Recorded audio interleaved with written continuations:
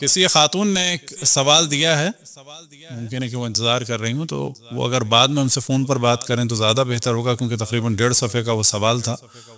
تو اس وقت اس کو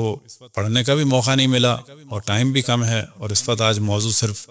قرآن سے ریلیٹڈ ہے۔ انشاءاللہ اس کا جواب کبھی بعد میں دے دیں گے۔ صلوات پڑھیں بر محمد و آل محمد۔ ایک بہت بڑی غلط فہمی کہ جس کی جانب میں بار بار توجہ دلاتا ہوں کہ اگر کوئی آپ سے کہے کہ یہ بات میں جب مانوں گا کہ جب قرآن میں آپ دکھائیں گے، تو آپ کو پہلا جواب یہ دینا ہے کہ یہ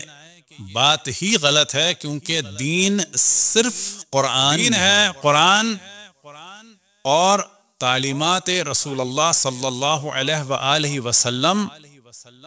اور خود اشرف الانبیاء کے مطابق وہ تعلیمات ان کے بعد لینی ہیں اہل بیت سے۔ لہذا آپ نے ارشاد فرمایا اپنے بعد آنے والوں کے لیے اپنے بعد میں کہ کیا کرنا چاہیے، انی تارکم فیکم الثقلین کتاب اللہ و اطرۃ اہل بیتی ما ان تمسکتم بہما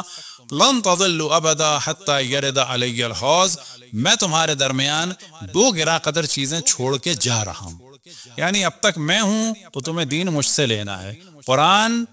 آسمان پہ نظر نہیں آیا، کہیں اوپر سے نازل نہیں ہوا، اشرف الانبیاء کی زبان سے ملا،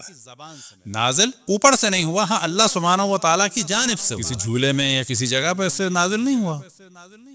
تو قرآن ملا ہمیں اشرف الانبیاء کی زبان مطہر سے، حدیث قدسی ملی ہمیں اشرف الانبیاء کی زبان مطہر سے، اور حدیثیں ملی اشرف الانبیاء کی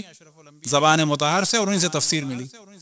تو آپ نے فرمایا کہ میرے بعد جو تمہیں ہدایت چاہیے اور میری راہ پر چلنا ہے اور شریعت محمدی کو پانا ہے، تو قرآن اور اہل بیت کے دامن کو تھامو، اور جب تک تم تھامے رہو گے کبھی بھی گمراہ نہ ہوگے، یہاں تک کہ یہ دونوں میرے پاس حوض کوثر پر پہنچ جائیں گے۔ یعنی اگر تم انہیں تھامے ہوئے ہوگے تو تم بھی حوض کوثر پر پہنچ جاؤ گے۔ ہمارے یہاں بھی کچھ لوگ درس تفسیر دے رہے ہیں،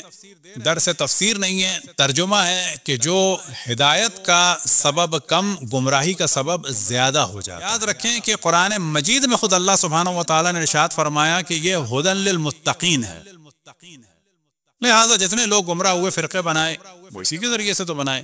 آج بھی آپ دیکھیں قتل عام کا بازار بھی اگر گرم کیا جاتا ہے تو اسے قرآن کی آڑ میں کیا جاتا ہے، تو قرآن کو بھی سمجھنا ہوگا ہمیں اہل بیت سے۔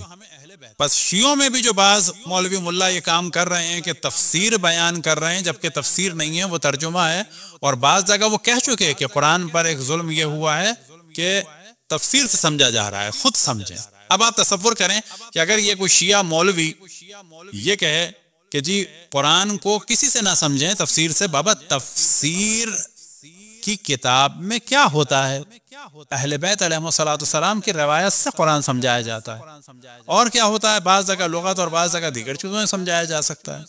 تو آپ لغت سے سمجھنے کو تیار ہیں، اہل بیت سے سمجھنے کو تیار نہیں ہیں، اس کے بعد دعویٰ کیا جائے شیعت کا، تو یہ دعویٰ باطل۔ سوال ہوا انہی صاحب سے کہ جی آپ فضائل نہیں بیان کرتے، فضائل والی آیتوں پہ سے ایسی گزر جاتے ہیں، تو فرماتے ہیں کہ جی میرے سننے والے سنی بھی ہیں، آپ انہیں قرآن سنا رہے ہیں یا کوئی تفریح کرا رہے ہیں؟ قرآن میں آپ کو وہ سنانا ہے کہ جو قرآن میں اللہ سبحانہ و تعالیٰ نے چاہا ہے، اور ایسی تفسیر بیان کرنی ہے جو اشرف الانبیاء اور ان کی آل سے ہوئی ہے۔